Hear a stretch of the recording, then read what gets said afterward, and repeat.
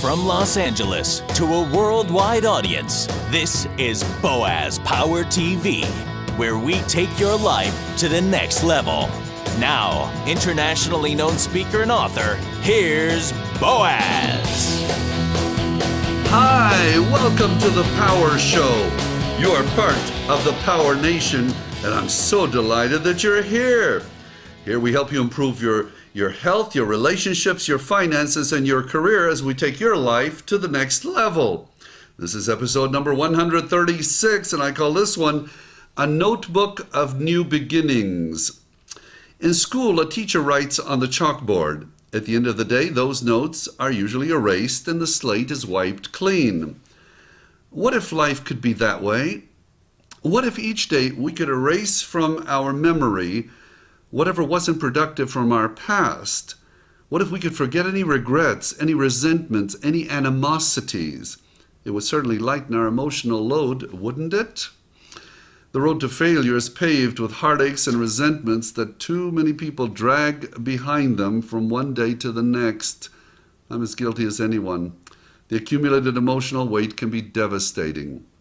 The concept of starting fresh emotionally each day was depicted in a couple of movies I saw a few years ago. The first was entitled 50 First Dates.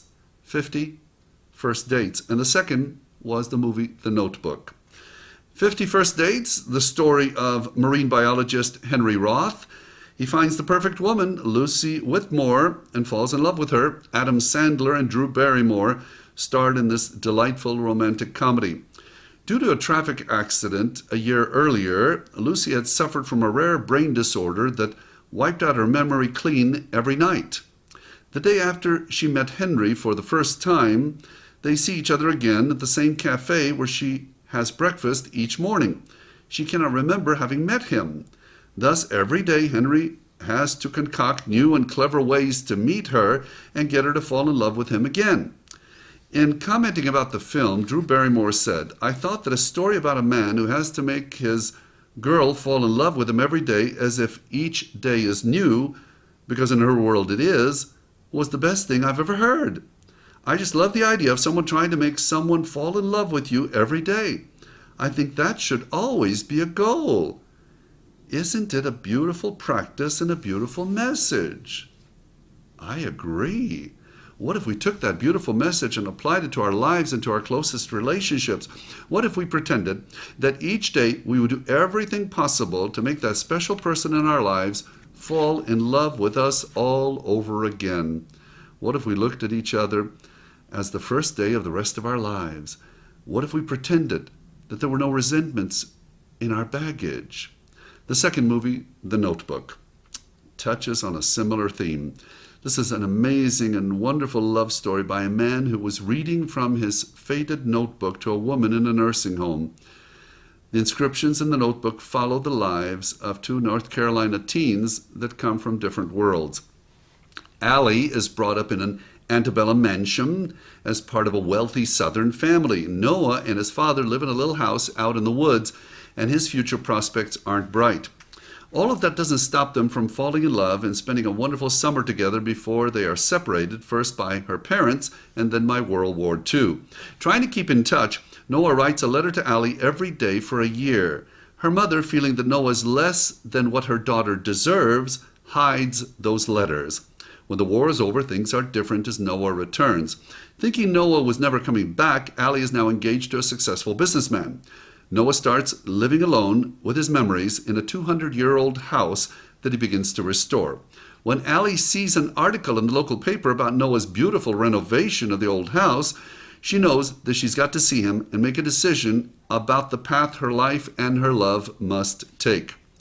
Without giving away too much of this movie, because I highly encourage you to see it, rent it, please. Let's go back to the woman in the nursing home.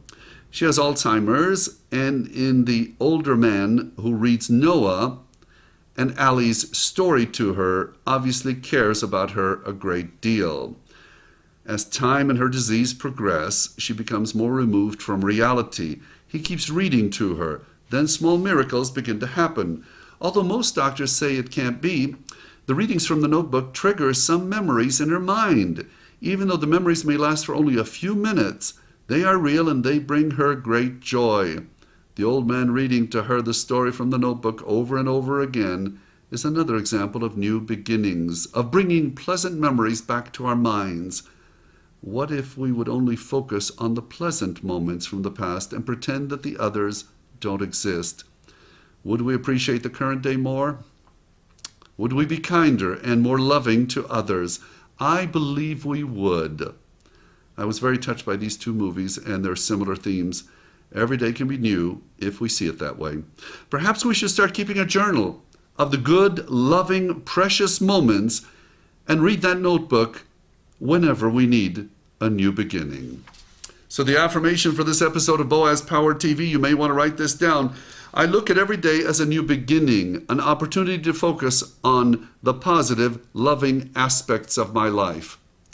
I look at every day as a new beginning, an opportunity to focus on the positive, loving aspects of my life.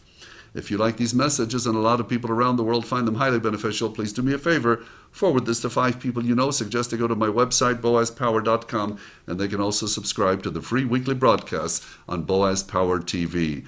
You are special, you are unique, you are destined for greatness. I see it in you. You are a champion. Have a powerful day. This has been Boaz Power TV. To comment, see other episodes, or to subscribe to this free broadcast, go to our blog at boazpower.com. That's boazpower.com. We're here to take your life to the next level.